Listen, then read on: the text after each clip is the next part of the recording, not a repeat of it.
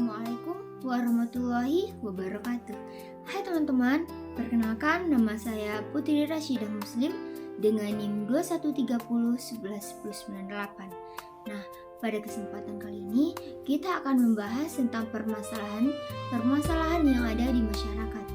Nah, pada kali ini kita akan membahas tentang permasalahan riba di masyarakat.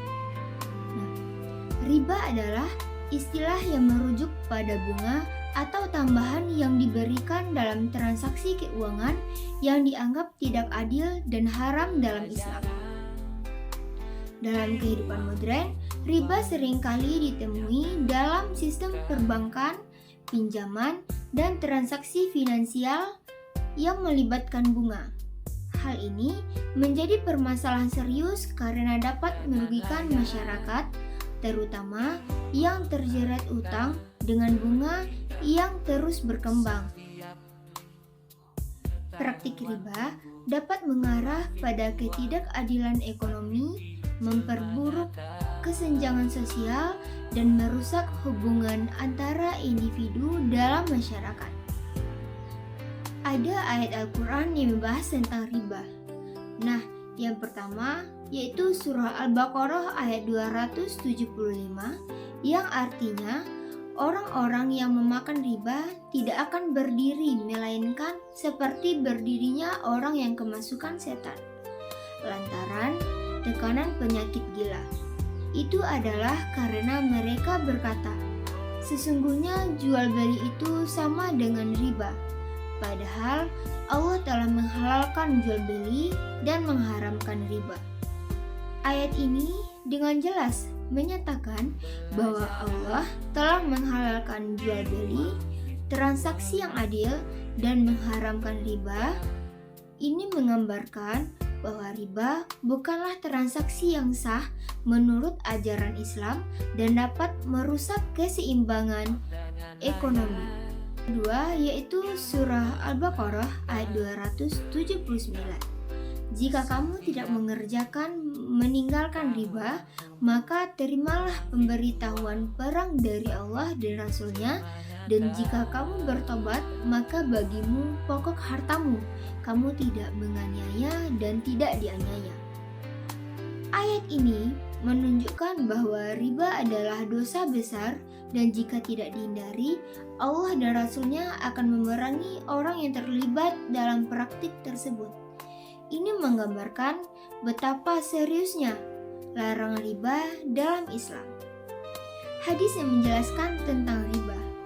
Yang pertama, hadis riwayat Muslim yang artinya riba itu ada 73 cabang. Yang paling ringan adalah seperti seseorang yang berzina dengan ibunya sendiri. Hadis ini menjelaskan betapa besarnya dosa riba dalam Islam. Dosa riba dipandang sangat serius, lebih besar dari banyak dosa lainnya, bahkan setara dengan tindakan perzinahan yang sangat dilarang. Yang kedua, hadis riwayat Abu Dawud dan Ibnu Majah yang menjelaskan riba itu dalam bentuk yang paling banyak terjadi adalah jual beli dengan harga yang lebih tinggi atau meminjamkan uang dengan tambahan bunga. Hal ini menjelaskan bahwa praktek riba biasanya ditemukan dalam transaksi finansial yang melibatkan bunga atau keuntungan yang tidak adil bagi pihak peminjam. Ini menggambarkan bagaimana praktik ekonomi dapat merugikan pihak yang lebih lemah. Kesimpulannya, praktik riba memiliki dampak buruk bagi masyarakat karena dapat menciptakan ketidakadilan dalam hubungan ekonomi, menambah beban hutang yang terus berkembang, dan memperburuk ketimpangan sosial. Dalam Islam, riba dilarang karena dapat merusak tatanan sosial dan ekonomi yang adil. Ayat-ayat Al-Quran dan hadis yang membahas riba dengan tegas mengingatkan umat Islam untuk menjauhinya demi menciptakan kehidupan yang lebih baik dan berkeadilan. Nah, adapun solusi dari kegiatan riba ini, yang pertama, pendidikan keuangan syariah. Penting untuk mengedukasi masyarakat tentang sistem keuangan yang sesuai dengan prinsip syariah, seperti pembiayaan tanpa bunga atau transaksi yang adil. Pendidikan ini bisa dimulai dari tingkat dasar dan terus dilanjutkan di berbagai tingkatan pendidikan dan lembaga masyarakat.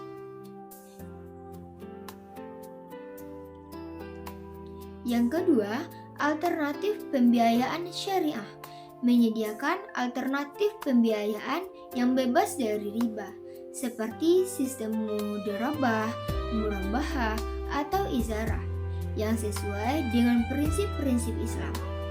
Bank dan lembaga keuangan Islam dapat memainkan peran besar dalam menyediakan layanan ini. Yang ketiga, yaitu sosialisasi tentang dampak riba, meningkatkan kesadaran masyarakat akan dampak negatif riba terhadap ekonomi keluarga dan masyarakat secara keseluruhan. Kampanye ini bisa dilakukan oleh pemerintah, organisasi masyarakat, atau lembaga pendidikan. Yang keempat, yaitu pengawasan dan regulasi yang ketat. Pemerintah dapat memberlakukan regulasi yang lebih ketat terhadap lembaga-lembaga yang masih mempraktikkan bunga dalam transaksi dan memberikan insentif kepada lembaga yang menetapkan prinsip-prinsip syariah. Nah, mungkin hanya itu penjelasan dari kegiatan-kegiatan yang dapat merugikan masyarakat pada saat ini. Nah, sampai jumpa di video berikutnya dan assalamualaikum warahmatullahi wabarakatuh.